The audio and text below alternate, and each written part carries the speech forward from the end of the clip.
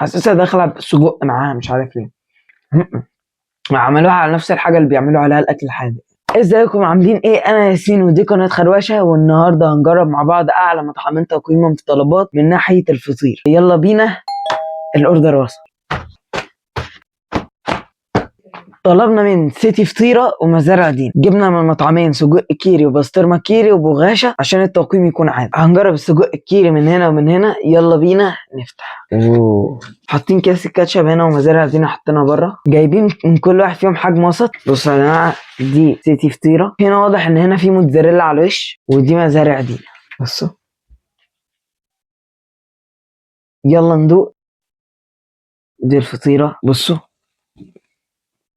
بصوا يا جماعه، حشوها حلو والسجق كتير وفيها فلفل. ايوه فيها فلفل وموتزاريلا. يلا ندوق. بسم الله.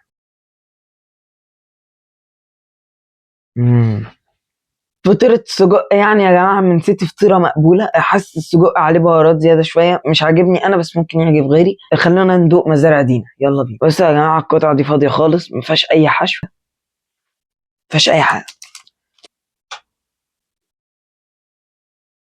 أوكي. إيه ده؟ الفطير لازق في اللي أنا شايفه فيه سجق، فيه فلفل أصفر، فيه فلفل أحمر، مفيش بس حاجة تانية دول بس. يلا ندوق. بسم الله. مم. مم. هنا يا جماعة طعم السجق واضح وطعم الكيري واضح، لكن الحشو مش أحسن حاجة، بس طعمها حلو جدا. وفي سيتي فطيرة أنا رجعت الأوردر واكتشفت إنها ما فيهاش كيري أصلا، موتزاريلا ورومي. بالنسبة للأسعار، سيتي فطيرة ب 150 ومزارع دينا ب 285. حجم وسط الاتنين. أنا هقول رأيي في الآخر يا جماعة. يلا بينا نخش على البسطرمة. بسم الله. حاطين الكاتشب تاني جوه الفطيرة. بصوا يا جماعة، هنا برضو الموتزاريلا باينة على الوش وكميتها أكبر من اللي قبلها. ودي مزارع دينا. خلونا نبدأ بسيتي فطيرة. مبدئيا كده من حيث الشكل، الألوان في مزارع دينا أحسن، بس الحجم في سيتي فطيرة أكبر. لقيت هنا دي يا جماعة فاضية برضو، ما فيهاش حرفين ولا حاجة زي في مزارع دينا. تقريبا دي عدوى بين الفطاير. مشكلة الفطير إن نادرا الأطراف دي بتبقى محشية كويس. الحشو اللي فيها بسطرمة وجبنة وفلفل أحمر وفلفل أخضر. يلا ندوق. بسم الله.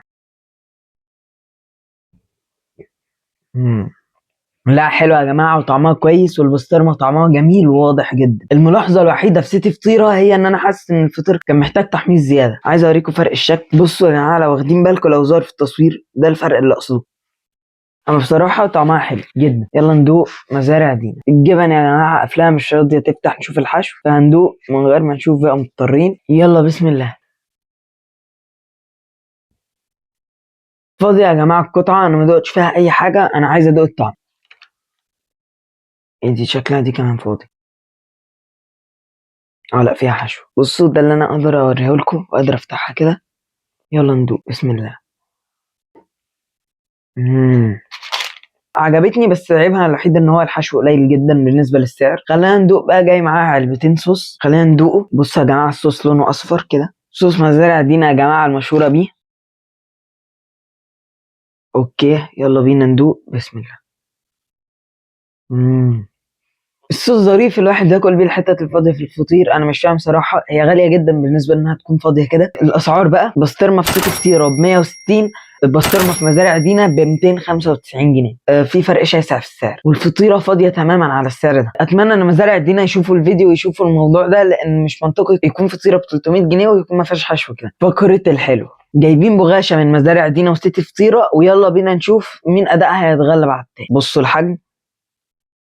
يلا بينا ندوق من سيتي فطيرة. دي القطعة. يلا ندوقها. بسم الله. حلوة يا جماعة وجميلة وشاربة لبن كويس والسكر عليها كويس. لا ظريفة كويس. يلا بقى ندوق مزارع دي. اوكي خلينا ناخد حتة فيها حشو. حجمها اصغر بكتير من هنا. يلا بينا. بسم الله.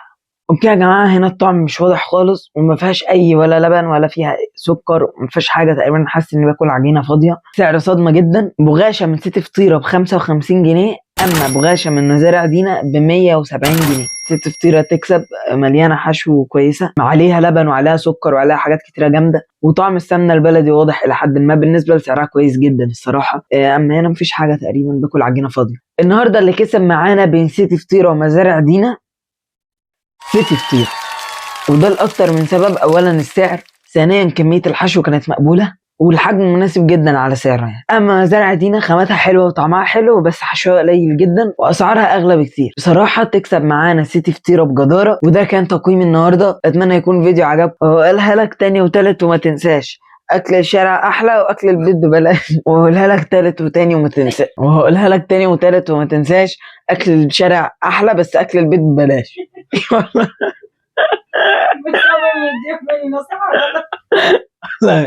بقولها لك تاني وتالت وما تنساش اكل البيت احلى حتى لو اكل الشارع ببلاش. وبس. وده كان فيديو النهارده. لو عجبكم بقى ظبطونا باللايكات والسبسكرايبات، ولو ما عجبكمش برضه ظبطونا باللايكات والسبسكرايبات واكتبوا لنا كومنتات عايزين نجرب ايه تاني. وبس. ده كان انا ياسين ودي قناه خروشه. سلام.